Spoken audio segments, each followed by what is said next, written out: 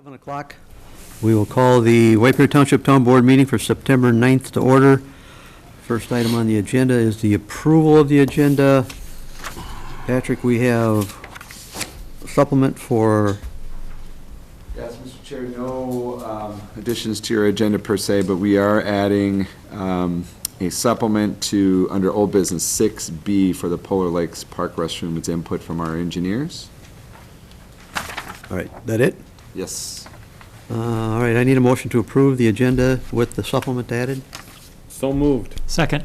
All in favor, say aye. Aye. Aye. All opposed? Item 3, I need a motion for payment of the bills. I'll move to pay the bills. I'll second that. Motion made and second. All in favor, say aye. Aye. Aye. All opposed? Item number 4, we need an approval of the minutes of August 17th. Anybody have any changes, additions? Minor change was made by Board Member Ruzek today, and it was dealt with. All right, so I have a motion to approve as amended. So moved. Second. Motion made and second. All in favor, say aye. Aye. All right, item number 5 is consent agenda. It looks like we have 12 items. It's a lengthy list. If the board has no interest in pulling any of them off, I'd look for a motion to approve. I will move to approve the consent agenda as submitted. Have a second? Second. All right, all in favor? Aye. Aye. All opposed? All right, that motion carries. Thank you, folks. Item 6A is old business. This is the Crescent Curve streetlight installation. Tom, are you going to take this one? I will take this, yes. This was a petition from residents on Crescent Curb in the Weston Woods development, originally reviewed by the town board on July 20th. It's requesting installation of a streetlight at the end of Crescent Curb, which is a cul-de-sac.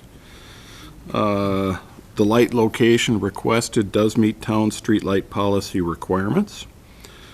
As I said, the residents on Crescent Curve requested the new light. As I mentioned, this is a planned unit development. The board at the time in July was concerned that the Weston Woods Homeowners Association hadn't weighed in on the request, so it was tabled until tonight's meeting, or actually was tabled until they had a chance to review it, which their board did, and they unanimously approved the location of the streetlight. And so that was their input, and there's an email from the president of the association to that fact there. A couple of options being considered for installation. It's one streetlight. There's a cost of $1,187 to do boring from one power box to the location of the streetlight. A less expensive option would include some open trenching and some boring. That cost is $4,208. Of the two options, the association, again, the Weston Woods Association, preferred the boring option, concerned that trenching option may damage some irrigation heads. So that would be their recommendation. That's the $5,187.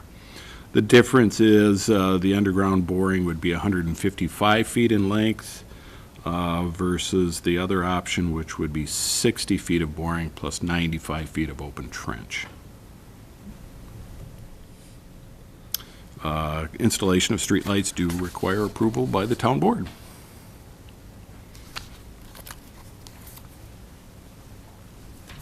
All right, questions? Steve? The only question I had, and it might be already taken into account, is I'm assuming that the boring would be deeper than the irrigation lines. I don't know how deep it typically goes when they bore. Yes, I knew that. I wanted to say 18 inches. Well, most Anybody else say most that? electrical is, if they're dug in, they're between 18 and 2 feet. Yeah, that seemed to ring a bell as the number. I'm not sure where the irrigation is buried. I understand why they probably want that boring option, but my one question I'll just ask that is, have we ever explored an option where we just ask them for their association to pick up the difference? I mean, we will give them the street light, but should we limit it to what our lowest proposal is. It's an option that's doable. And if we want to go with the higher option, well, maybe they should contribute the difference. Is that an option? You really should go with the lower bid.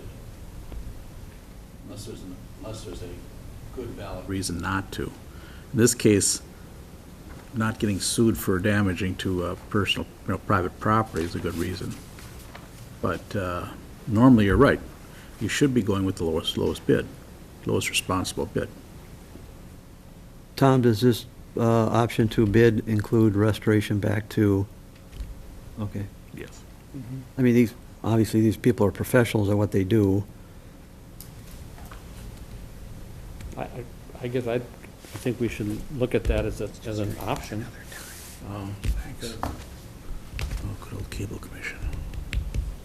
I mean, there is a cost, so I don't know if all citizens in the township want to pick up the cost, because it's something that's their pleasure. I just asking the question, I don't know what the answer really should be. Well, Tom, is the position of this light, is that determined now, is where they want it? And then from where they're boring, they've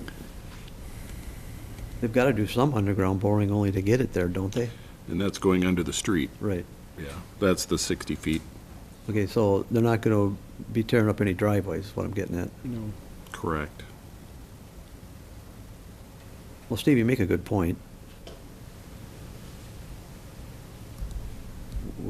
We're obliging them to get the light, but over and above the Chevy to the Cadillac, I guess it's their expense? I mean, I think the light is a good safety option. I mean, I'm all in favor of the light. It's just a matter of picking up the extra cost because of their fear of the damage to irrigation, which may not happen anyway.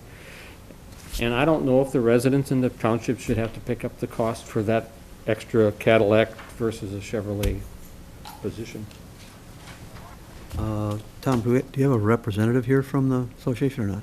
Don't believe so. No. All right, well, is this something we could, or do you feel comfortable just making this motion, and then they'll have to decide whether they want to come Yeah. up with the extra funding? I mean, I'll make the, based on the staff, unless there's more questions, but if not, based on the staff review and recommendation, approve the street light installation at the end of Crescent Curve cul-de-sac as it meets the town policy, number 1.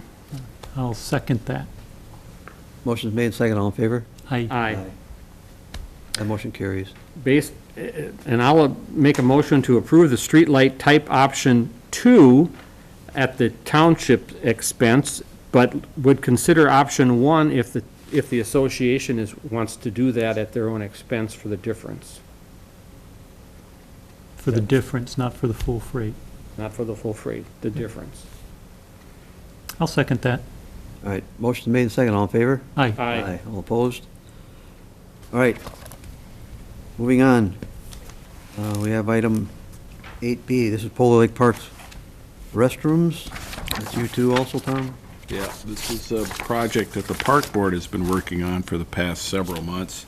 Polar Lakes Park, the large park located next to the town offices, does not have any functioning restrooms. We've brought in portable restrooms the past, well, it's getting close to 20 years now that the park has been there.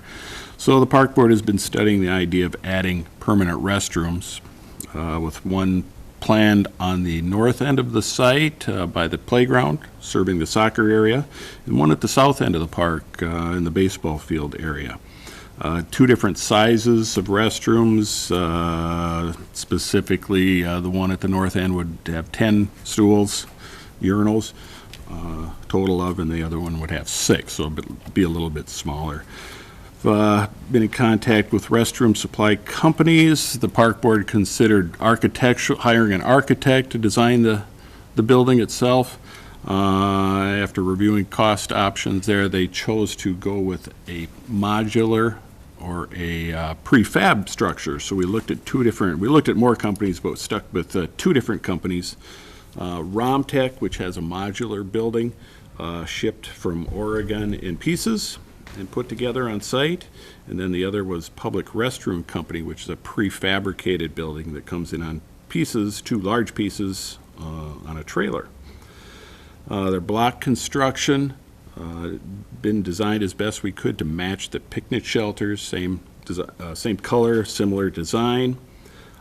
We did go out for public bids, received 6 bidders with 2 options, actually 3 options. One, they could be a custom-built restroom. 2, they could be the Romtech structures as proposed and specified in the packet, the bid packet, I should say, and then the Public Restroom Company option. We received 6 bids. 5 contractors bid on the Romtech option, and 1 bid on the Public Restroom Company option. The low bidder was a outfit out of Rogers, Minnesota, Deering Pearson Group. Their bid was $450,673, and that's to construct the structures. That excludes the cost of the buildings. The town would be purchasing the buildings directly from Romtech, which was the low bid option, under a state cooperative purchasing agreement, saving us quite a bit of money. Basically a 5% discount on the buildings. Total cost for the town to purchase the buildings, $302,935. So that's a total cost for building and construction of the building at $753,608. So 2 actions requested by the board, or from the board tonight: approve the purchase of the buildings through the cooperative purchase agreement, and then approve the low bid awarding the work to Deering Pearson Group. And then we have 2 more related proposals, again, related to the bathroom. We have to do some tree removal and some stump removal to place the northerly bathroom by the playground. Received a couple of quotes, the low one coming from PLT Company for an amount of $12,000. And then staff is requesting the town board to consider approving hiring TKDA to do the construction management, which would include some soil testing once the building is excavated, making sure the soils are good. That TKD has given us a proposal not to exceed $17,825 to do that work. So there's actually 4 requests or 4 actions requested by the town board to place those restrooms in Polar Lakes Park. Park Board did review the bid proposals, and they recommended approval of the Romtech buildings and the Deering Pearson Group proposal. All right, Steve, questions, comments? Well, having been on the park board and listening to this for a number of years before I was even on the board, you know, the bathrooms are just a fantastic improvement to our major park. And it's really about time that we get this done. There was labor over where to locate them. We've got past that stage, and now it's down to the design and proposal. So, you know, I think they've studied it very carefully. I think they've made wise choices in where we're going, and I have no other questions. Scott? I did have some questions. Go ahead. I did notice that in the park board meeting minutes, there was a comment about the ability to use the restrooms during the winter, perhaps during the potential hockey day, and staff was going to have to see. Is that something that we might see like in the near future, or as the construction develops, or what's the initial thoughts on that? Tom answering, or Patrick? You know, basic restroom in Minnesota, outdoor structure, no HVAC. We shut, the other one we have is Baylor Beach. We shut the plumbing down, drain the plumbing for the So nothing winter. for Hockey Day, Minnesota?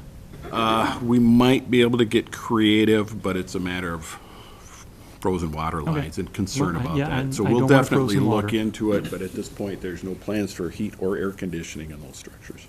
Okay. Is there any thoughts about, is it going to be staggered construction, or are they both going to be worked on at the same time?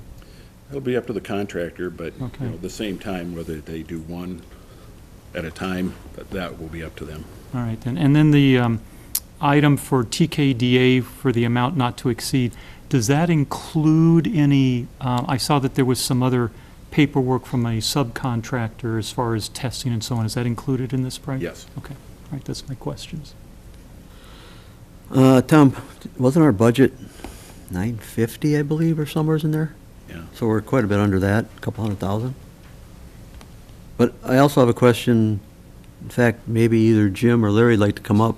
I'm curious as to why the construction management service is $17,000 when we have a contractor that's managing the project. Yeah, so the construction administration is to review the materials submittals that come in, review the prevailing wage requirements, the soil testing, as Tom mentioned. Also doing ADA review of the exterior sidewalks, making sure they meet American Disabilities Act. But isn't requirements. that something our building inspector takes care of? On outdoor exterior projects like our street projects, engineering normally takes care of that. We've included it, if it's something that the building inspector can do, then we wouldn't certainly bill for that, so. It just seems like we've got a construction company managing the project, we've got you managing the project, and we have our building inspector managing the project. Sounds like there's a little bit of an overlap here that Do we hopefully need we to can do manage- better than the $17,000. I don't think I would necessarily put the building inspector in the framework of managing the project. No, that's true, but he also has to oversee and make sure Yes. inspections are done correctly, so. Yeah, the building inspector manages the code, making sure it meets the building code. Which for- would be ADA and, Yeah, I mean, if that's something that's not needed for our services, Okay. we'll certainly back away from that, but. I just like beating you guys up, so. On normal construction projects, you have a contractor, and then you have someone that's overseeing, making sure the contractor's doing what he's supposed to be doing. And that's what this is. Okay. All right, Steve, any other questions? No, I was gonna say, particularly on the north project, because we gotta do some clearing and leveling and all that, there's a little bit more involved on that end, and I don't think Mike's I mean, I'm not throwing this all in your court for top dollars, but I think there's a little more work that goes in up there than it is on the south bathroom, because of what's there already, so. It's my only. Well, and this is also a grading and runoff issue, Yeah. and so. All right, Scott? All right, thanks, Larry. Yep, thank you. All right, well, if there are no other questions or comments, looks like we have 4 action items here. Yes, sir. Is that, Ready to go? yep. All right. Well, based on the park board and staff review and recommendation, I'd award the contract to Deering Pearson Group in the amount of $450,673 with funding from the Polar Lakes Park Fund by the issuance of abatement bonds. Second that. Motion made and second, all in favor, say aye. Aye. That motion carries. On motion number 2, I'd like to authorize TKDA to perform construction management service in an amount not to exceed $17,825. Second that. Motion made and second, all in favor, say aye. Aye. Aye, all opposed, that motion carries. And I'd like to make third motion, authorize the purchase of the Romtech restroom building in the amount of $302,935.88 with funding from the Polar Lake Park Fund by the issuance of abatement bonds. Second that. All in favor? Aye. All opposed, motion carries. And I'd like to make a fourth motion to receive the tree removal quotes and award the quote to, first you want to receive them, or do you want to do them separate or just together? Is that all right? Town attorney? I think they're all good. Okay. Receive the tree removal quotes and award the quote to PLT in the amount of $12,000 with funding from the Polar Lake Park Fund by the issuance of abatement bonds. Second that. Motion made and second, all in favor, say aye. Aye. Aye. Well, a long time a coming. All right, moving on We have item 6C, this is the Emergency Management Team Report. Patrick, you going to take that? Sure. Nothing to report, Wow. Boy, unless the Can you, attorney's got. can you shorten that up? The Ramsey County's, our manager meeting is only meeting once a month now. We have not had a meeting since our last board meeting. The only thing that's really, COVID-related from that standpoint right now is our CARES Act and, what we're doing with those funds. Beyond that, there's been very little, in that way to report on. And in terms of governor's executive orders, there's nothing new that affects you. Steady as she goes. all right. Moving on, item number 7, we have a public hearing. This is for considering amending section 712 relating to raising of chickens. Pretty hot topic in the town, huh, Tom? Apparently. All right, I need a motion to waive the reading, noting it's been properly published. I'll make a motion to waive the reading as it was properly published. Second that. All in favor, say aye. Aye. Aye. All opposed? Then I need a motion to open for public hearing. So moved. Second. All in favor? Aye. Aye. All right, Tom, you want to give us an overview on this? Sure, this has been reviewed by the Planning Commission and recommended for some zoning ordinance amendments. It's related to the keeping of chickens in the town, which are currently permitted, but the lot, you have to have a property that's larger than 2 acres in size. I've gotten several calls from people wanting to have chickens in their single-family homes. Planning Commission reviewed some ordinance change options, some model ordinances from other communities, and found that the city of White Bear Lake, which recently adopted an ordinance within the last couple of years, seemed to be a pretty good fit if we were to consider amending our ordinance. So several sections of the zoning ordinance 7-12 are proposed for modification. Those modifications would allow keeping of hens, be it that they are kept reasonably clean from filth, garbage, or substances which attract rodents. They are required to have a coop that has to be frequently cleaned, enough to control odor. Can't allow manure to accumulate, and odors cannot be detectable on another property. Then we get into the coop itself, must be constructed and maintained so it's predator and rodent proof, and must be maintained in good condition and working order. Storage of food is addressed, have to be kept in a rodent-proof container. Hens shall not be kept in such a manner as to constitute a nuisance to the occupants of adjacent property, and not be kept in an accessory or principal structure, but more specifically a coop. Hen coops have to be at least 50 feet from adjacent habitable structures and 5 feet from all property lines. Coop has to be a minimum of 4 square feet of space per hen. In no case shall the number of hens exceed 4. No roosters are permitted. No breeding is permitted. Hens have to be contained within a coop or run whenever unattended. They can be running free within the yard, but the yard has to be fenced by a fence at least 4 feet in height. The coop has to be secured from sunset to sunrise each day. Hens could be permitted only on single-family residential properties, so no townhomes, just single-family homes. And then dead birds have to be disposed of. Some townhome residents are really upset about this.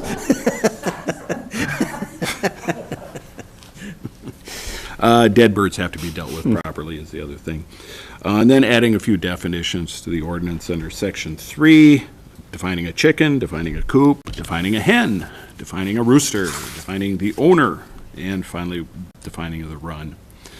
Planning Commission worked on this for several months, and in July at their Planning Commission meeting, they recommended these ordinance amendments as proposed. Well, Then we got into exotic animals. Nothing too exotic. Right now, several animals are prohibited under ordinance number 5. So this is not a zoning ordinance amendment. This is an ordinance amendment to the animal ordinance. And basically, what it came down to is there's one section that prohibits pot-bellied pigs. Still proposed to be prohibited, or would be prohibited. However, had a request for a porcelain teacup pig, which is about like this. And the Planning Commission recommended that that be excluded, so therefore they would be allowed under that Section 3-15.8 of Ordinance number 5. Ordinance 5, the animal ordinance, doesn't require a public hearing, but the zoning ordinance does. And that's what we're having tonight, public hearing. Now, there's no permit required, is there? Not at this point, no. So if we have a complaint, it's up to our animal control officer to go out? I don't think this is a building inspection department. No. So does, well, I don't know if this falls, or, I don't know if this will fall under the purvey of Ramsey County Sheriff's Animal Control or not. I'm not 100% positive it does. Is that something we could find out from neighboring communities? What, you mentioned that you reached out and took some of their ordinance language in helping craft this. Can we find out, have they had any complaints since it's been in effect? And how did they respond to that? Did they reach out to Ramsey County, or did they have somebody else go out to it? well, because we have if we're gonna have an ordinance, we have to be able to enforce it. Yep. And what, I forgot our animal ordinance, or animal officer, Mario. Mario. I don't know, it's something maybe we should reach out to him too to see what, if this is under his purview, or if we have to, I don't want to have to reinvent the wheel here, but Well, and we got to be able to. maybe learn from him if he has dealt with this kind of situation in other communities, maybe get some of his experience. Right. I mean, we know this is going on in the township, so you need some sort of That's what I was guidelines gonna for say. them. It's happening, yeah, they're all over the township on smaller lots. And it came to light because a resident tried to follow the rules and found out that his lot size was too small to meet the current requirements, yet he could point out people near him that are doing it without permission. Yeah. And then so it's happening. During the COVID time, you see it on the news, people went to having their own chickens for that reason, so we have to put in something, but the enforcement piece is something that needs to get cleared up. I don't disagree with that. An ordinance without teeth is like not having one, so. Exactly. Mario is a good guy we'll talk to. We can talk to him. Scott, you have any other questions, comments? Since you mentioned that it's been going on, have we had any complaints about residents with chickens? Yeah. Yeah. I wouldn't say it's overwhelming. Well, how did we respond? It's not within the structure of our ordinance right now. Okay. So we should make a decision on this. Well, the enforcement piece is a key component to it. I would suggest that, I would suggest that you table it to your next meeting and we get some enforcement input. It's only 2 weeks, less than 2 weeks. All right. Yeah, it's not critical that it gets passed tonight by Yeah. any stretch. Well, before we go any farther, any more questions of Tom? No. All right, then I would look for a motion to open up for public comment. I'll move to open the hearing up for public comment. Second. Motion made, second, all in favor, say aye. Aye. Is there anyone here that would like to talk about chickens? Go, going once, going twice? All right. Hearing none, motion to close the public portion. So moved. Second, Second. all in favor, say aye. Aye. Aye. All opposed? All right, I guess, with that enforcement issue sitting out there, I would look for a motion to table till we can talk to Mario and see how he handles this Thank you, Mr. with other Chair. communities.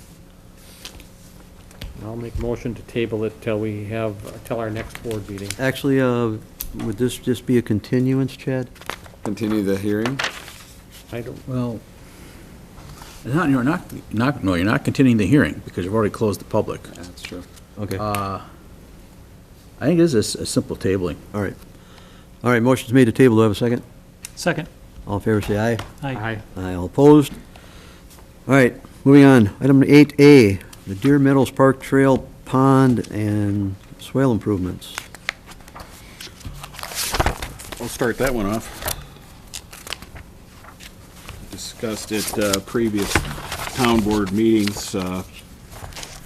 Board recently solicited bids to construct a paved trail between Deer Meadow Park and this property known as the Stable property.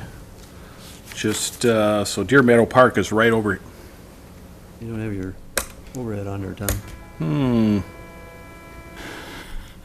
Well, all right, you've seen it, right? You know where it is, you live there.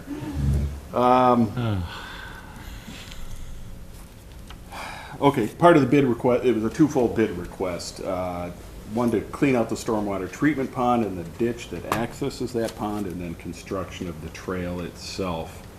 Prior to the board taking action to solicit the bids for the project, several neighbors provided input at a previous town board meeting relative to the project, questioning the need for the pond cleaning project, and the trail material and width was the other main topic of that.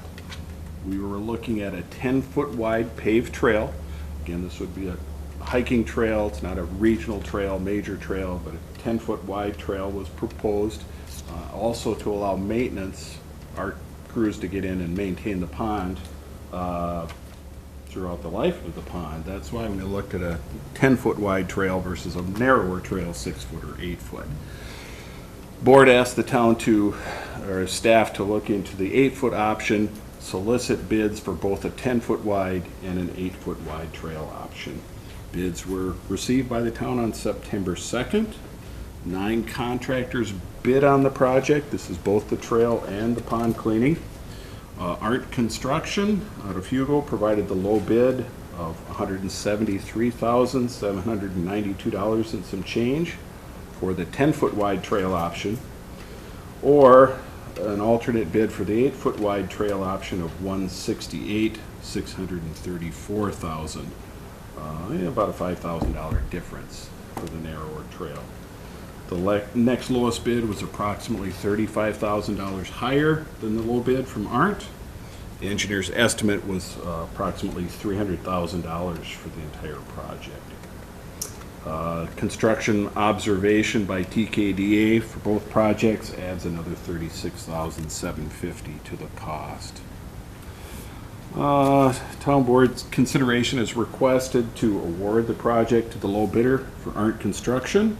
However, you get to select the trail width, 8 versus 10 feet.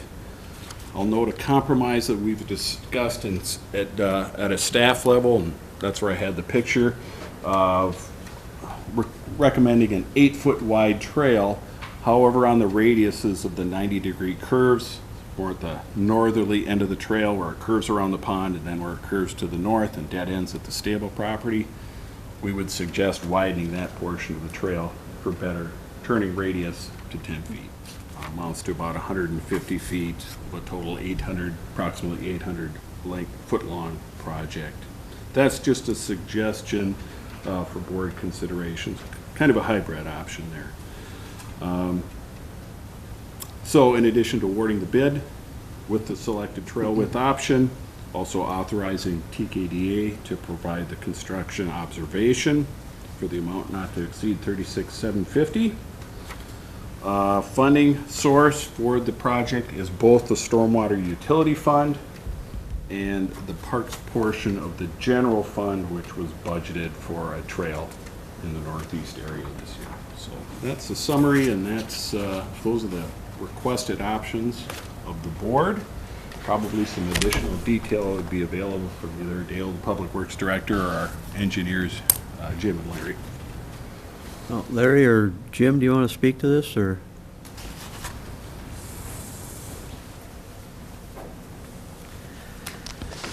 Yeah, I think overall, Tom covered everything through the process for having this project go forward. I mean, we've worked with the residents and with the Rice Creek Watershed District.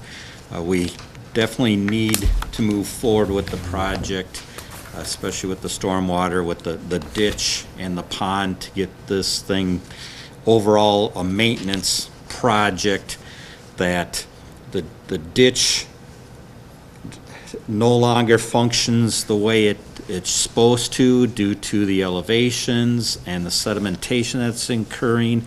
We do have residents on the east side of the cul-de-sac that the water backs up into their rear yards.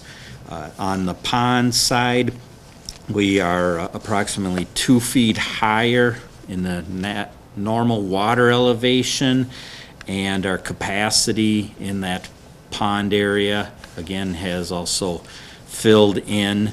And for the most part, if you look at the screen, there's really going to be minimal activity on the east side at the pond. The slopes will basically stay the entire same area. Same thing on the south side. And the bottom will be dug out some on the southerly portion, and then the significant excavation will be up at the north end.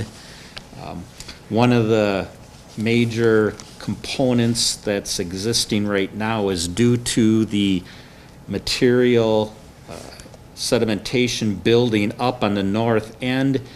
The ditch is basically short-circuiting the pond. If Tom can continue his little exhibit. So the ditch enters at the top of the screen there. It's supposed to make its way into the pond to allow settling. Right now, because that whole north end is built up, the ditch is following the north end of the berm, turning south and dumping in right where the outlet pipe goes to the west. So the design where the system is supposed to allow the sedimentation to settle out at this point is being short-circuited. Overall, through time going forward, this is our access for equipment, for Public Works, for the township to get out there and review this activity. We're in this situation due to the kind of the lack of attention, maintenance to this area. We want to get this back to what the original design was. This is a maintenance project, bringing it back to that original design, and then we want to be monitoring this, as with the rest of our systems, to be reviewing it within every 5 years, so we don't get to this kind of extreme situation, so that we can get out, make adjustments on a more regular basis, and have the system functioning the way it's supposed to. This pond does outlet to the west to a wetland, and that's what we're trying, what it's designed to help protect, and what we want to continue to protect is that wetland to the east side, or the west side. The existing information, we have been going back and forth with the Rice Creek Watershed District to make sure that we are bringing it back into conformance with that, and we are not creating anything larger, bigger, deeper than what that original design was. All right, Scott, any questions? Just so I can orient myself correctly, this pond, would Public Works be accessing it from the trail that comes off of Bloom Road or off Morgan Trail, or am I totally lost? So we kind of have both the north and south portions. The Bloom Trail is still further north than this area. Okay. The stable property, the Stoddard property, is the immediate north property line of the work that we're doing right here. So our site, the north end of our project is the south end of the stable Stoddard So I'm property. totally disoriented, sorry. All right. And then Wrong spot. the south connection is into the Deer Meadow Park that Okay. currently has the loop All right. around that. Well, you're coming in on the north end or the south end with the construction? Discussions with the contractor already has been to come in from the north end. Okay. We'll work through that as we go forward. And obviously, all this swale and pond restoration will be done before they finish the trail. Correct, we have a lot of activity that's gonna take place with removal of material, truck hauling and activity, so we want to do our cleaning first. They will basically have to build the trail to the elevations to use that as the access, but the graveling and the bituminous, we'll be doing all those components after the excavation is done, so we're not right off the bat Damaging running what a you lot have. of trucks and everything on top of our trail. Yeah, I would assume that as you're excavating, you're going to be getting some decent-sized equipment back and forth? Everything is gonna be fairly small equipment just due to having an 8-foot to 10-foot trail system getting in and out. So we're limited on what size equipment can be used. All right, Steve, any other questions? No. That it? All right, thanks, Jim. Hey, Dale, you want to come up a minute? Well, lower my mask because I can't speak loud enough. Well, I know the big discussion is between this 8 and 10-foot width, Sure. and I know Public Works is concerned with plowing it in the winter. Does 10-foot radius and 8-foot trail work with a B-plow truck? Can be tight, even with the tight radius. So 10 foot would be ideal all the way around because we got more radius to work with. And my original, when I brought up 10 foot, is because, and Jim alluded to, in the future when they do any excavation maybe in that pond, and it's gonna, I'm talking both 20 years, 30 years, or next round, where they have to come in. They're gonna come through that, the way the development's proposed, there's a cul-de-sac, and there'll be a 10-foot trail off of that, coming in from the north side into that connection, and then that would allow for a future, much less obtrusive area. And the other thing, going back to the whole thing, is now is the time to clean it out when we don't have a development there. Obviously, we don't want to have it developed and then a year later go in there and start hauling, cleaning that pond and ditch out. So, and then the shorter term benefits are, we'll be able to do more frequent inspections and cleaning. Like Jim says, we got to do, we're in a 5-year window anyhow on those. And those inspections will determine whether any cleaning needs to be done. And mostly, hopefully, it's at the outlet end or inlet end. We just clean it all up before, we don't want it to get to wetland. So if there is any sedimentation. The other thing is just, typically, it's not a regional trail, but a lot of trails, even locally, are 10-foot, because you do have, especially in the radii that are there, you end up with a bicyclist and a pedestrians, and they like to walk side by side. So, there's more use of that asphalt area than you think. So, Well, what I'm concerned about is if you have an 8-foot trail and the plow is doing more damage to the sides, you're basically tearing up 10 feet of surface. It's 10-foot does give you more forgiveness, which we can end, because you know how the snow falls in, encroaches during the winter. Come spring, it's going to be more of a challenge. Or first plow in the fall, narrow pathway, you might not have a direct alignment with the vehicle, and if it's tight radius, you'll end up, skinning the sides. Steve, any questions of Dale? No, I think he explained it fairly clear as to what his preference would be, but Could you remind me, the park that is Deer Meadow Park, the trail around that, how wide is that? 8 foot. 8 foot, okay. Yeah. Has that caused any issues? It is tight. My operators, when they plow that trail, do end up not, even on the north end, there is some, not as tight a radius, but tough time. have we had to do repairs in the spring for plow I don't damage? know how much repairing they're doing, you know, I don't know how much, I couldn't speak to it. I'd have to ask the staff. Well, from 8 to 10, obviously, we're going to lose some vegetation.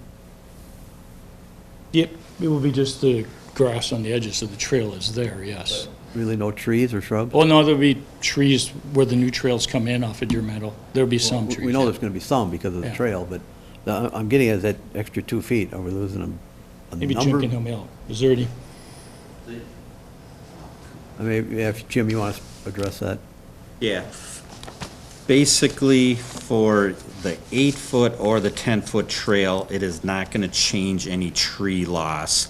The trees are either in a position that have to come out to put this in, and having 1 foot on either side is not going to change that. Even with, we have very tight areas out there with the wetlands so that we're not impacting anything. It's us fitting things into the existing situation, so we would not be having any reduction in tree loss due to narrowing it by 2 feet. Our grading and construction and everything is taking all that area up in the first place, and we're limiting what we can do for the work in the first place. So we've already minimized the impact that is occurring out there. Is there anything done on the edge of the trail, such as a shoulder mulching, or is it just grass right to the trail? We do have 1 foot gravel shoulder, because we know that the edges are going to need to be protected, as Dale mentioned, for veering on and off of that pavement. You need that stability next to the bituminous pavement. So you're saying a 10-foot trail now is 12 feet wide, because it's got a foot on each side with gravel? Correct. So an 8-foot obviously would be 10-foot wide, because you still have the gravel. Correct. All right, board, any other questions?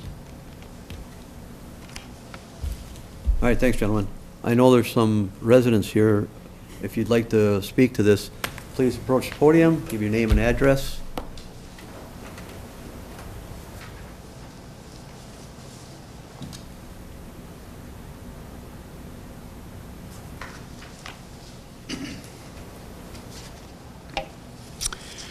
Mr. Chair, members of the board, thank you for giving me a chance to address a few points on the plan that's been presented. My name is Rolf Parsons. I live at 2576 Parkview Court. My home is one that is adjacent to the pond in question. Before I say anything, I would like to just take a chance to thank the staff that has taken quite a bit of time out of their day on more than one occasion to have conversations with me and to explain some things to me that I didn't understand before. And out of those discussions, some compromise ideas have come forward, so we'd kind of like to share some of those with you if we could. I would just say that our overall goal as members of the township and as people who are directly impacted by the work is to have as small a footprint as we can from the project. Obviously, the pond is it's intended for an environmental purpose, that is to catch pollutants before they go into the wetland. We understand that. Regarding the 8-foot trail, we do feel strongly about 8 feet versus 10 feet. Again, 8 feet coming off of Deer Meadow Park, 6 feet up off of Bloom Avenue. The 10 feet doesn't quite make sense to us. However, we think the compromise of the 10-foot turn radius indicated by the blue areas, I take it on this, that makes, we understand that. And if that's what would help make this palatable, to you folks, we could certainly agree with that. Regarding the pond, if it's possible, I'd like to just walk over to the diagram and show you something. Before I do, the present problem, as we understand it, is that on the north end of the pond, it has silted in and it's filled in with vegetation. Vegetation, which, by the way, is now the home to wood ducks and mallards and a muskrat that we are rather fond of. But having said that, the difficulty is that, as explained, the channel has rerouted itself so that the channel of water actually comes in almost exactly where the outflow goes into the wetland. As a consequence, when the water level is high, the water coming in avoids the pond altogether and goes into the outflow. We get that. What I'd like to suggest, however, is this.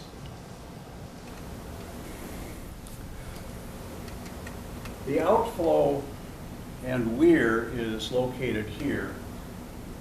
The channel flow is coming in so that it's going around this area and dumping in at this area. And that's where we're having the short circuit, if you will. What we'd like to suggest is, rather than clearing out all of this area, perhaps we could take the channel and excavate this area. You would have the advantage of making the water flow more into the pond and achieve the real purpose of the stormwater pond. So it's just, that was one idea that came out of our discussions with your staff, and again, we liked having that interchange with them. We do have a question that I'm asking for other members, asking for a friend. Do we have the permit yet to do this work, or is that still in process? Anyone know? Tom? Yeah. Mr. Chair, members of the board, the recommendation was for approval through the staff. That is to the Rice Creek Board today, and they expected that to be approved because it was just follow-up administrative items. So that should have been approved today at the Rice Creek. Well, Jim, while you're there, what was just mentioned, isn't digging the pond out going to naturally create the path that Rolf was explaining the water is going to take? Correct. Overall, the pond was sized to deal with all of the flows that are coming into this. I mean, this is a large drainage area. It comes from the east side of Portland Avenue. So we have a very large contributing area, and part of the approval through all this and working with Rice Creek is that you need to get that volume back restored, available to provide the cleansing that is what it's meant to be. One of the components that's impacting things right now is there's been a artificial restriction on that outlet, which has raised the pond level by 2 feet, approximately 2 feet, and that's also impacting the drainage coming from the ditch to the pond. The outlet and pond elevation should be about 2 feet lower than what it currently is. And the entire pond, through our excavation back to the original design, is going to be getting us back down basically that 2 feet throughout the entire pond area. So in a nutshell, we are on the south end taking that current water level and bottom of the pond and lowering both by 2 feet. And it's gonna definitely change things on the north end, where right now we have exposed ground. It's above the intended water elevation, so that's why we've now have this volunteer vegetation that's starting to grow on the north end, just because there's been so much vegetation that it's actually above the water level out there currently. All right, thanks, Jim. Ralph, what else you got? Thank you. I can't argue the engineering points because I don't have the numbers. I can just say anecdotally, since I live there and I look out my back window every time it rains, the water does not increase that much in the pond as we get inflows. So volume has not been an issue to this point. So that's just the way that we see it. My final point, and not to belabor it, but just an idea to plant in your head regarding the stable properties, which has been a long story for everybody. Have you ever considered just cutting your losses and making it a park? Trust me, we bounced about everything, ideas that we can come up with. Well, I don't know what it's going to take to sell it now, but I would just throw that idea out. You know, they don't make more parks. They're hard to come by. There's the land that's waiting for you. You've even raised it up nicely. So think about that. Thank you very much, Mr. Chair. I appreciate this. All right, anyone else?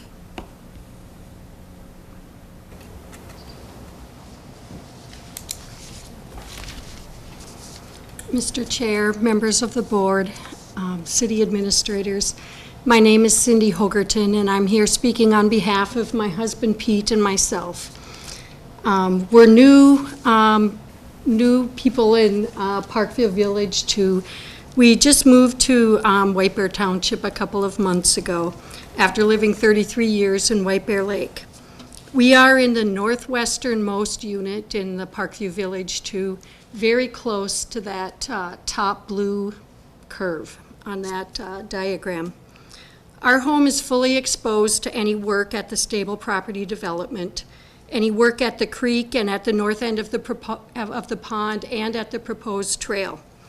When at the stable property, you see one home in our Parkview Village community, and that's our home. You look into our back deck, our backyard, and all of our windows, other than a couple rooms in our house, all look out in that direction. So we're very concerned about what all happens out there. Currently, we're looking at a lot of dirt out there, as you may well know. Our move was completed to this community in June, so we've just been there a couple of months. And perhaps the most important attribute that brought us to that community is the wetlands. It's beautiful. If you haven't been there, please stop and take a look at it. We value it greatly. It's a natural environment with lots of wildlife and a very scenic buffer to all that's happening around. We request, my husband and I, that you consider that the pond and the creek not be accessed from the northern stable property for dredging purposes. We have heard that this is a new possibility, and I'm hearing here tonight it's probably a very real possibility. My objective in speaking is twofold.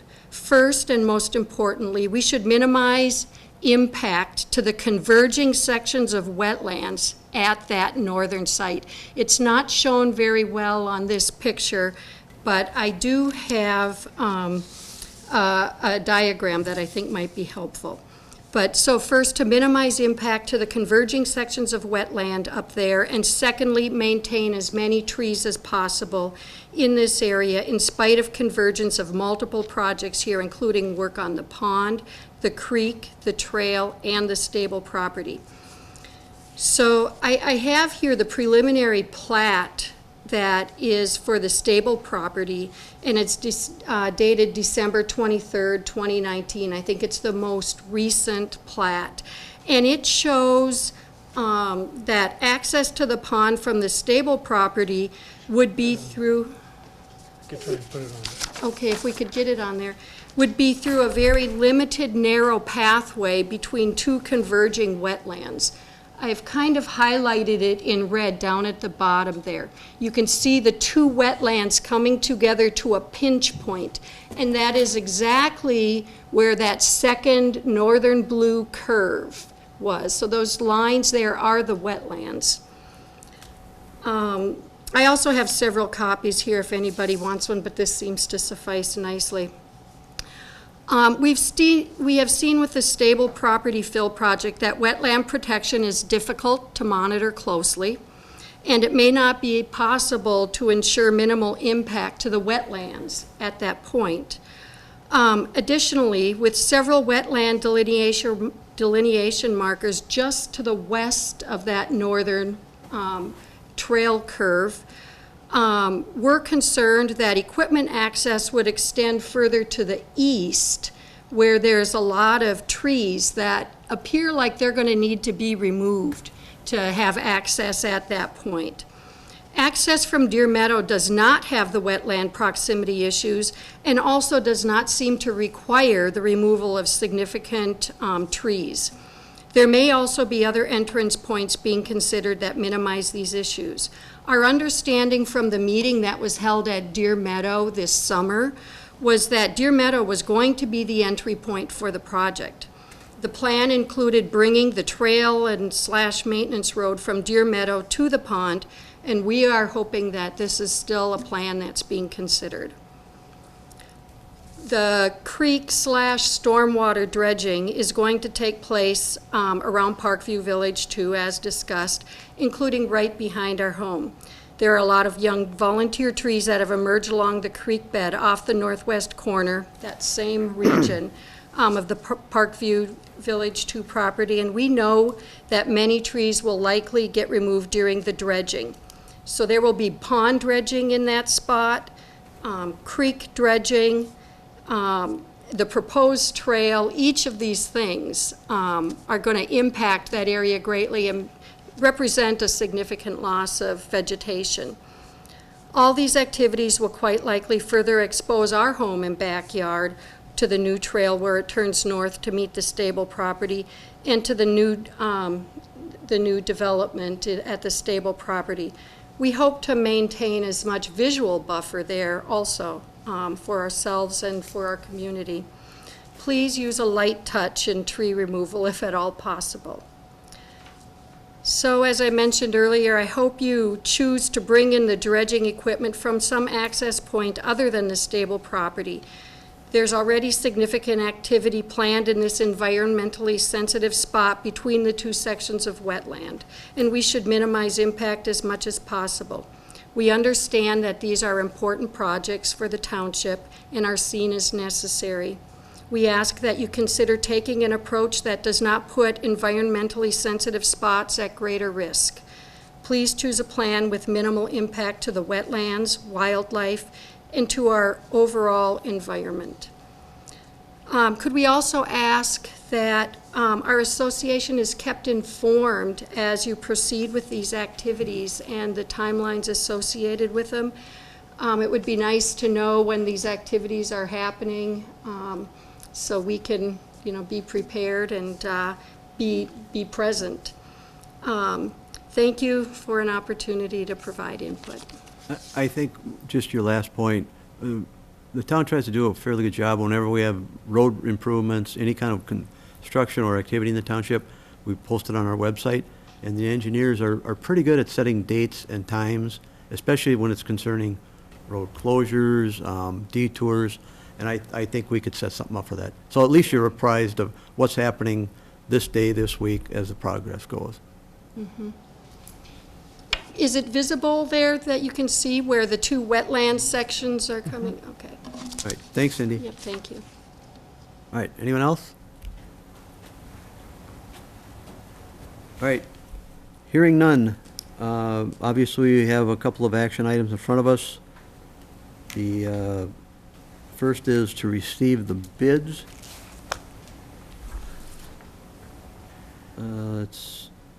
Before we get to that point, can we clear up this access point? Well, if, That's kind of Jim, you want to address that? her point of original approach to this and other access points. What can we say on that? So, I don't know, Tom, if you have the original layout, if you zoom out to the whole area, the pinch point is correct. The wetlands are on the west side and the east side of where the trail is going to connect to the north to the stable property. Along basically the majority, about 70 to 75% of the trail, either to the north or to the west, is wetlands. So we are definitely going to be doing our requirements with Rice Creek Watershed District on protecting that. So we have a lot more exposure of wetlands by doing the work going south through the park than we would from the north of the stable property. Once we get onto the stable property, we are basically getting away from the wetlands for that site and to do the work. And Jim, all these bids were submitted knowing that they'd come in from that entrance, not the stable property though, correct? the contractors asked what options we are, and the township has control of both the north and the south, and the desire is to come from the north, and we're actually looking at that also being where the material could be placed. So the positives about going to the north are we have less impact areas with the wetlands, and all of our truck traffic and excavated material would not be coming out into the existing Deer Meadow trail system out onto the township roads to get out to Portland.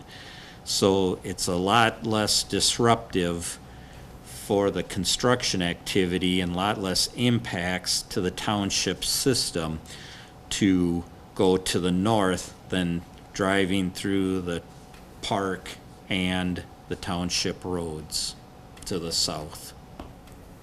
That answer your question, Steve? It did, and then the last question has to do with the vegetation. At the public hearing, the last time, we talked about there was going to be some changes. She mentioned lots of trees, but we kind of went over that, did we not? That there is some, I hate to use the word scrub vegetation, going to be changed? Correct. And on this diagram here, the X's are where the tree removals will be, and everything within the pond area is a volunteer growth. That used to be a pond, so all those X's within the pond area are volunteers that will be removed to do the work. Along the west side, we do have a few trees that will have to be taken out to accommodate the trail and the side slopes as can be.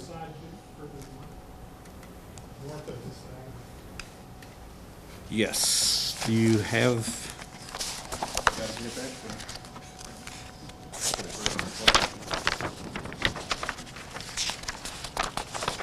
Jim, what kind of trees are you talking about?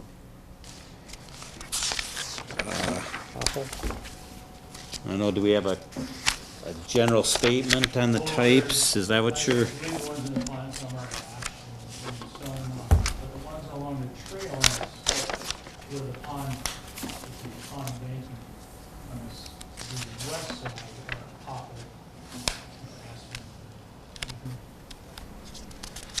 And then as he looks for that, just for your information, there's also going to be some replanting of trees. Now, I know they don't grow fast, but we have talked in the proposal to add trees also that are from the tree trust with our business with Water Gremlin business. So there is going to be some vegetation added back.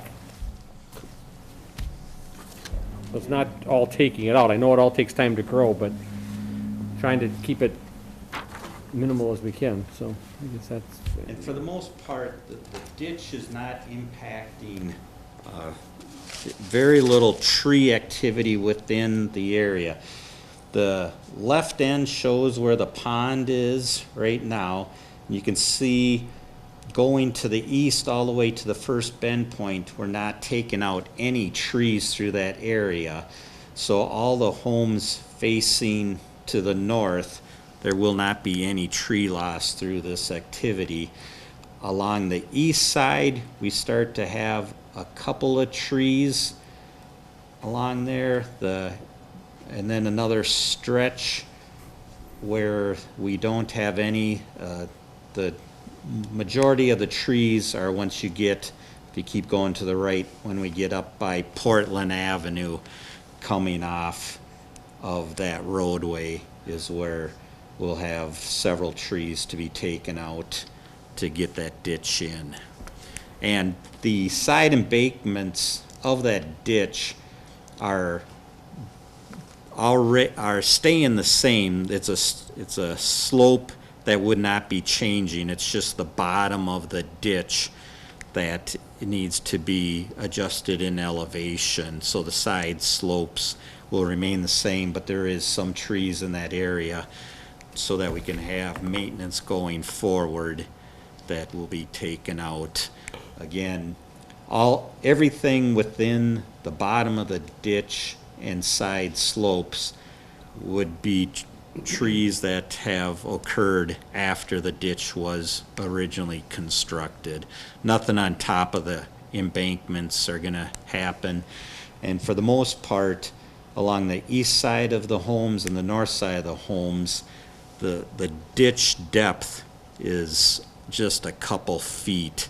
It's not a large amount. When you get up to Portland, then you're getting into 6-8 feet of depth that it connects into Portland area. Otherwise, everything else is 1, 2, and 3 feet of depth. All right, that help you out, Steve? Yes. Pat, you got any questions, Jim, for the last moment? No. All right, I think we know more about ponds than we want to know. I don't know why you'd say something like that. Well, we rely heavily on our engineers. I mean, that's their business. I mean, we take into consideration, obviously, residents' inputs. We're trying to be very sensitive to this area. Like, this stable property is going to be an issue for a while until we get this resolved, but I think this is a very important project that we need to keep moving along. So, with no other discussion, no other questions of the board, I would look for at least a motion to receive the bids. Well, I'll make a motion to receive the bids as submitted. Second that. Motion made and second. All in favor, say aye. Aye. Aye. Aye. All opposed?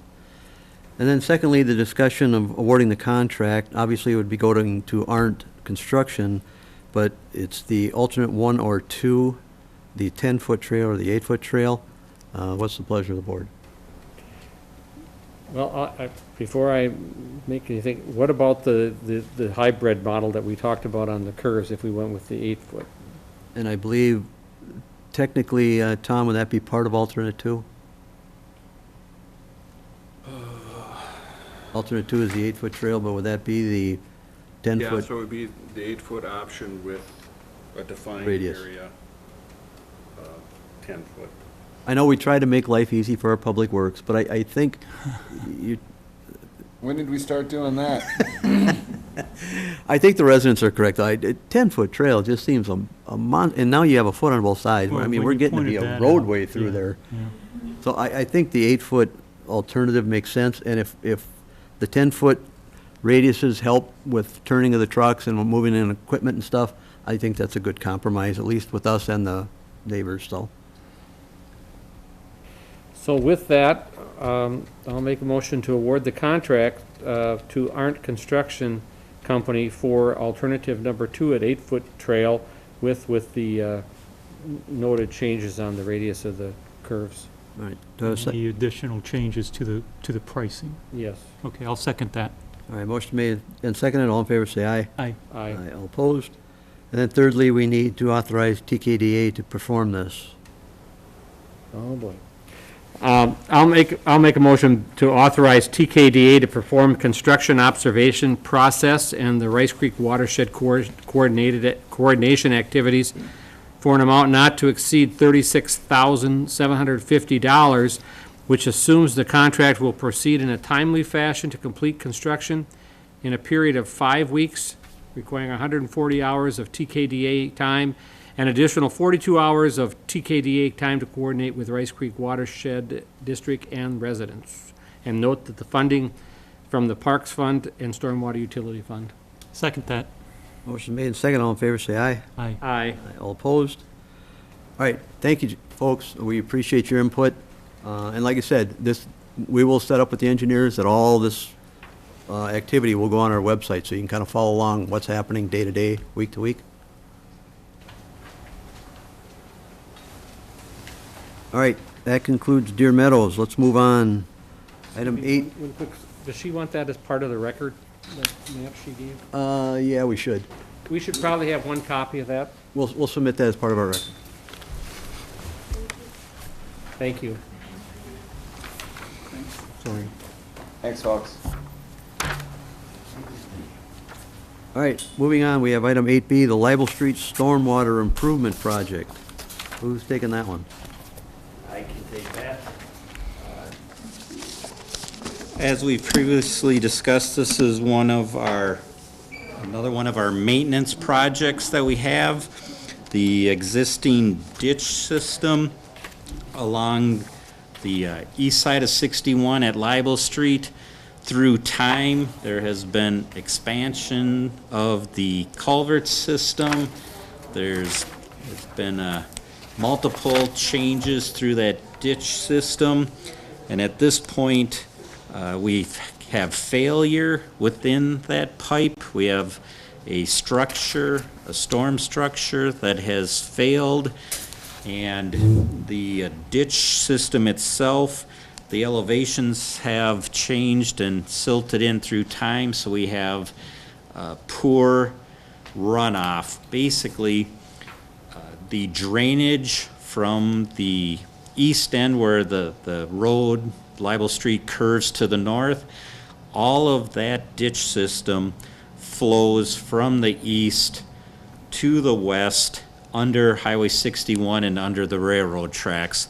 At this point, the system is both plugged, failing, and does not allow the drainage to occur. So we've been working with the watershed on this already. We also have one of the driveways out there that the culverts of the driveway has failed, and they are looking to replace that.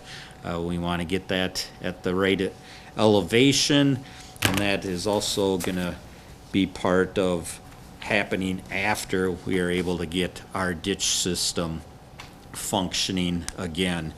So with this project, we will be actually removing some of the existing culvert that is failing in the ditch system and return it back to an open ditch.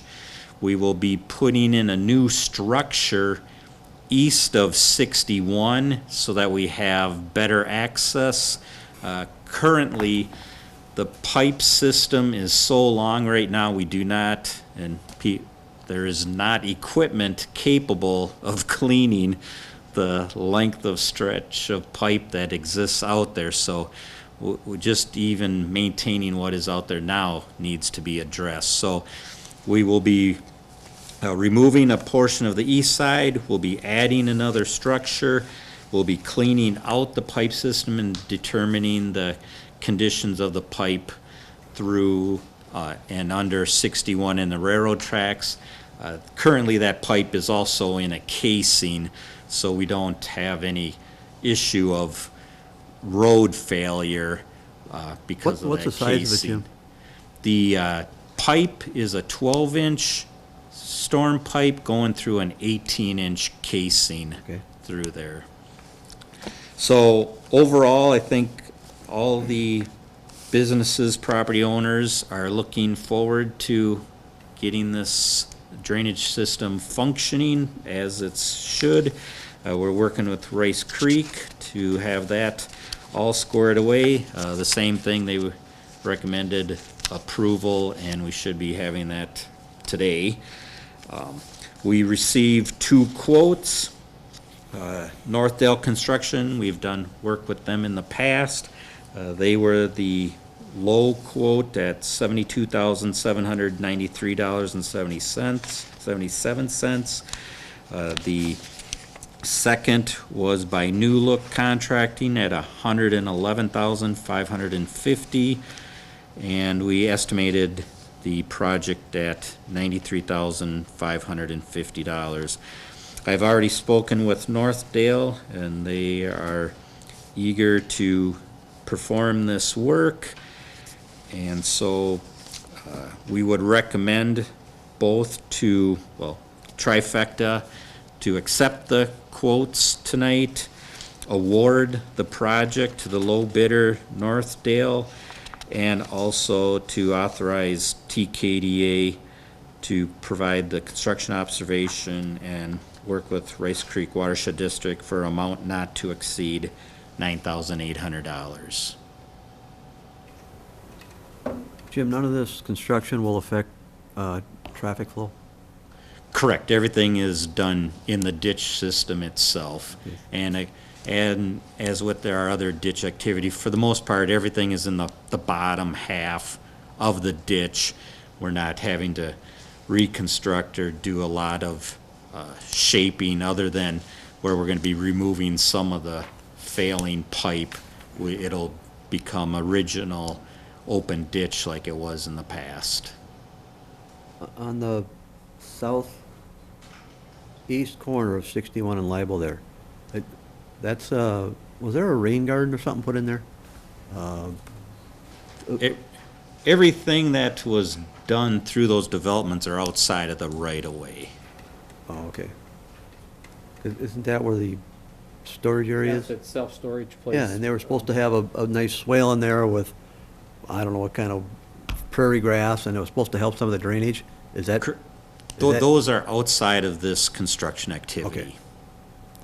So that doesn't flow into that ditch at all, you're saying? So all those properties flow into our ditch, but all their rain gardens, piping, and all that stuff is on their property, not in the right-of-way where we'll be working. So this is really to clean it all the way up from the east side off, whatever, all the way. The bend of the Yeah, Libel all the way Street. down to 61 and Correct. across. Okay. All right. Scott, got anything? It doesn't call it out in here, but I'm guessing that the funding for this comes from the stormwater fund. Yes, I get that in my letter at the bottom. Okay.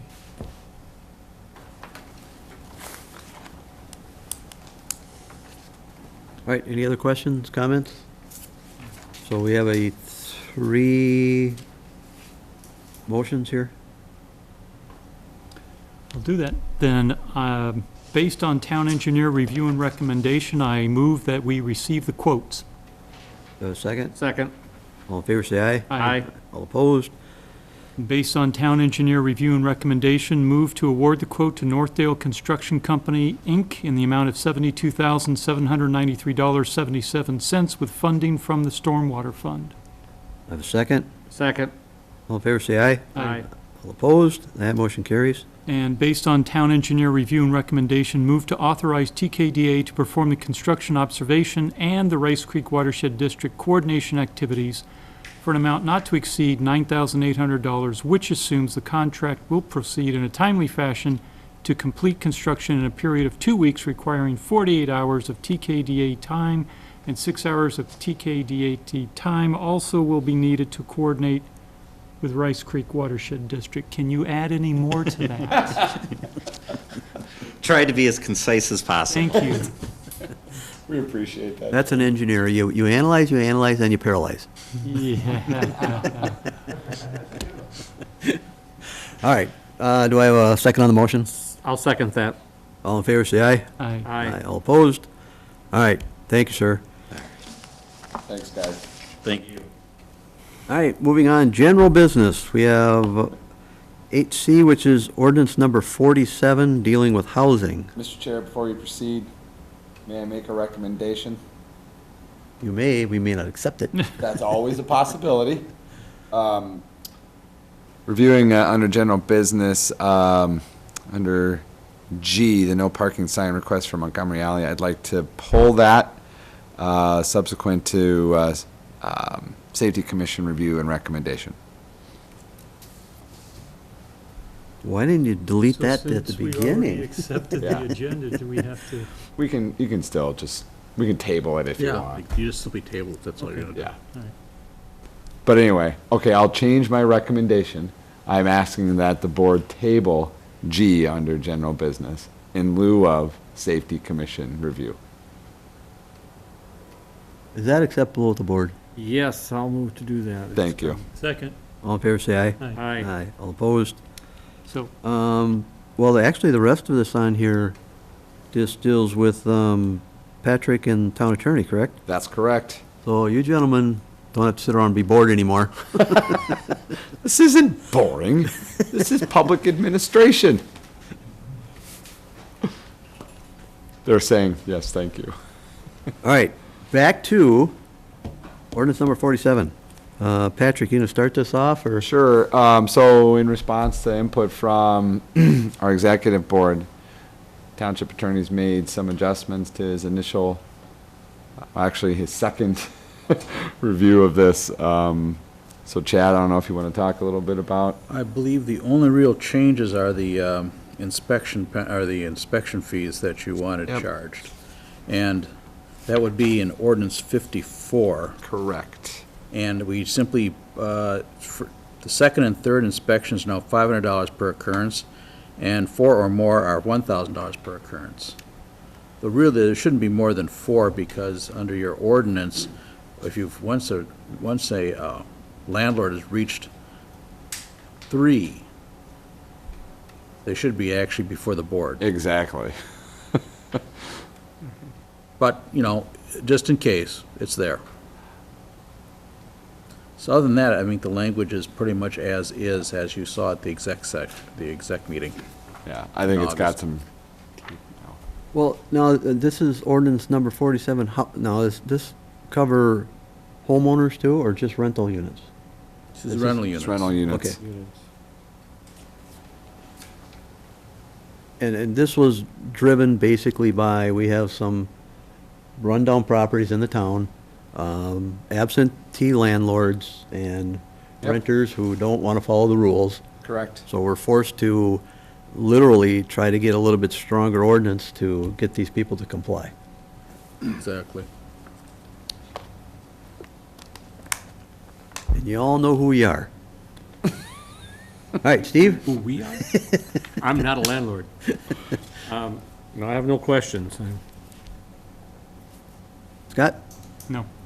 Well, it's been long Yeah. overdue, I think. We've been looking at this for a couple of years now because we've been dealing with some of these houses for Yep. 5 and 6. Longer than 2 and 7 years. and- Yeah, some 7 or more. All right, so what's the board's pleasure? Well, I'll move to adopt the amendments to ordinance number 47. Second that. Motion made and second. All in favor, say aye. Aye. Aye. All opposed? I'll also make a motion to approve the synopsis of amendments and adopt resolution authorizing publication of the title and summary of amendments to ordinance 47, housing. Second. All in favor, say aye. Aye. Aye. All opposed? All right, then, actually, part of this would be then, the next one is ordinance number 54. This is fees and charges. Correct. Yes.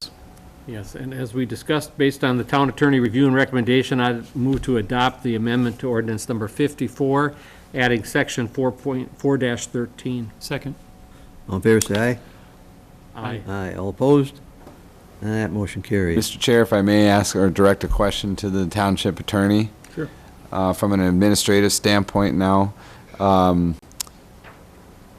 can we or are we allowed to retroactively fit the new ordinance and fees and charges to properties that we've been dealing with for several years? Or do we still have to deal with them under the same steps that we have existent in our ordinance? Ongoing, no, you can, these ongoing inspections of these properties would be governed by this new language. Got it. Okay. All right, next is item 8E, ordinance number 5, animal adopt Do we amendment. do anything with that since we tabled the chicken one? It would appear to be best to table this as well because it does involve the chickens again. Okay, And the potbelly pig. Yeah. so I think that's probably for the best. so I need a motion to table item 8E. Mr. Chair, I'll make a motion to table item 8E, ordinance number 5, animals. Second that. Motion made and seconded, all in favor, say aye. Aye. Aye, all opposed?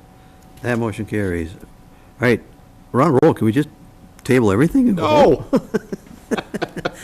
8F, COVID-19, adopt the policy amendment. Yes, as an amendment to our existing COVID-19 return to work policy, we have added some flexibility for management to exercise, scheduling employees around the potential of having to help with distance learning at school, specific to that need. It's throwing everybody into a jumbled mess right now, and we might need we don't need any particular scrambling with our schedules right now, but we might. And this is language that's existent within other cities that they have in response to everything that's going on with all the hybrid learning. So, Patrick, is this something that goes into like the employee handbook? no, it's a special policy that we passed specifically for the COVID-19 issue. Chad, I believe it can exist on its own. Yeah, It's part of our emergency declaration, essentially. All right, is this posted on the website? No, but we will. All right. I would not want to include it in the employee handbook, because once it goes in the employee handbook, it's permanent. It's permanent. This is really Oh, so this to is deal the with just the Yeah. COVID issues. moving target? Yeah. Does this apply to both the union and non-union Yes, it does. employees? It was specifically left open so that it applied to both. It only can happen with management approval. It's not something that you're righted to, essentially. All right, any other questions or comments? So we're looking for a motion to adopt the amendment? I'll move based on staff review and recommendation, adopt the amendment to the township's COVID-19 policy. Second. All in favor, say aye. I Aye. Aye, all opposed? Thank you, Mr. Chair. All right, that motion carries. Item G, we have skipping. tabled. Number 9, open time. We have somebody left. Please state your name and your address.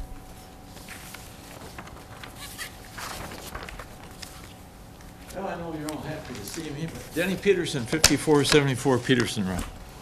I just came up with a few things here while I was listening, but the way the township's spending money right and left, have we done anything looking into the speaker system here? Because I was Yes. watching all these people over here trying to hear, so. Yes, we have. We have a fund that's set aside for that. It should be implemented within a month and a half. All right, thank you very much. And then one other thing before I get to my main thing, but on Peterson Road there, where Three Oaks has their development, they got all these pine trees they planted, which is very nice. But there's a ton of undergrowth with it just probably 4 or 5 feet just growing into the pine trees. Who would be responsible for that? Because if I'm gonna lose all my beautiful lilacs to this $1 million road we're getting, I don't wanna be looking at that all the time, so maybe we could have Public Works look into that, or That is part of our right. maybe Three Oaks should be in charge of that or something? Yeah, Three Oaks. Okay. Has the pond permit been approved for the water storm sewer system yet? The what, sorry? The pond, the holding pond? Well, that's The all, holding pond you're putting, well, right now, we're out for bids, so you don't do that we till don't, after? we don't have any bids yet, so we're kind of at a standstill, put it that way. Oh, okay. I didn't know if you did that before, or, Well, it's all part of the engineer's plans, but we don't have any numbers yet, so that's all I can tell you. Out there. so that would have to get approved, though, be able to do your storm system? Right. Okay. All right. And then, it's my understanding, I think the bids are open a week from today at 10 o'clock. Correct. Yep. Heritage Hall? Yep. Not Heritage Hall, it'll be up at the administrative Oh, office. at administration, okay. Yep. So is that open to the public? Oh, yeah. Is that recorded or videotaped or anything? No, No, No? Can I videotape it? it's an open meeting. well, it is an open meeting. I don't think there's any law that says you can't. Yeah, I don't think there is. In fact, I don't even know, do we even know how many bidders there are yet? No, not yet. It's all sealed bid, so most of them show up. With this COVID thing, I believe they're probably gonna sit in their truck. Some of them may come in, at least the last time we did a bid opening, they did it that way. But I could be there? Yeah. Okay. Sure. All right. I guess I could waste your time on, I could probably go over tons of stuff that you've probably heard from my wife and me, and it probably won't make a difference, but I hope the bids come in high. I still can't understand what we're doing for $1,000,001, 2/10 of a mile. The blacktop's ending at my road, my driveway. I guess I'm gonna request, I don't know, I'll ask Tom, how do I get a light probably at my driveway? Because everybody's gonna be turning around there when they come, and they see it goes to the gravel road. So now I'm gonna have a ton of people driving and turning around in my driveway, so I'd probably like to have a light there. We could work on Petition that. process for that intersection would be a site that would be considered strongly.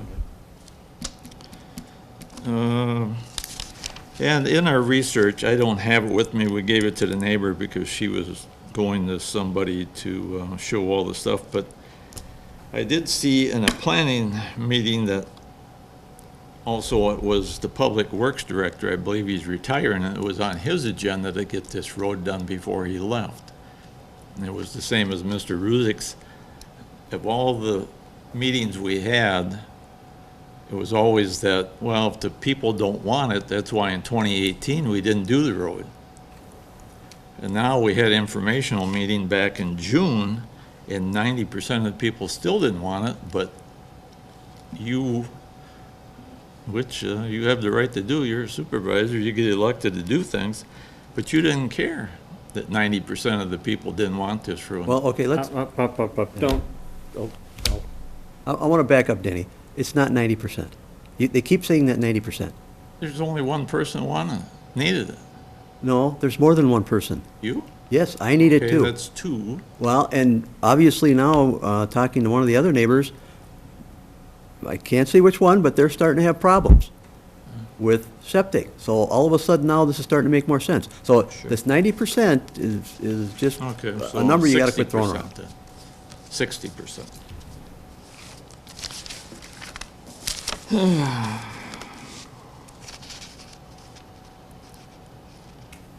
Well, I guess I won't waste any more of your time. I guess I just have one thing. I can't believe how we just are spending money like crazy, all this money we're spending on these toilets and stuff like that. I mean, you got the pandemic. I don't know where you people are thinking all this tax money's coming from after they figure out that there ain't no tax money coming in because the people ain't working. And the want and the wish of you find people is that the reason we're doing this is two reasons: future development and the cheapness and of work, that we're going to get great loans and cheap labor. Affordable. Affordable, thank you, sir.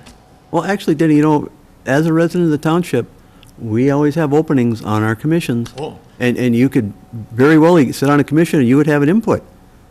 I'm not as smart as you people. I was a prison guard for 31 years. I don't have your capability. No, no. I Doesn't make appreciate any you difference. people. You're a You got a citizen. tough job. but I think sometimes you gotta listen to the people you're representing. And So- that's why we have commissions, and those are all residents of the town that volunteer their time for these commissions to actually advise us on what's going on and what they think. So we don't just do this because it's a whim. Oh. We listen to a lot of people. A lot of, yeah, but you know, it's another thing, like on these roadways, walkways. People, I don't know why we spend all that money on it. They can go walk on a road or go somewhere else, but you're doing all this stuff to these fine people just so people can walk on a path, and then you open up to criminals because they can get into access. It's like bus stops. Build a bus stop, what happens? There you go. So I appreciate you all, but have a good night and thank you for your time. Right. All right, we have an empty room, so now, item 10, no added agenda items. Number 11, I need a motion to receive agenda materials and supplements. So moved. Second. All in favor, say aye. Aye. All opposed? Item 12 is motion to adjourn. So moved. Second. All in favor, say aye. Aye. Aye, we're adjourned at 8:40.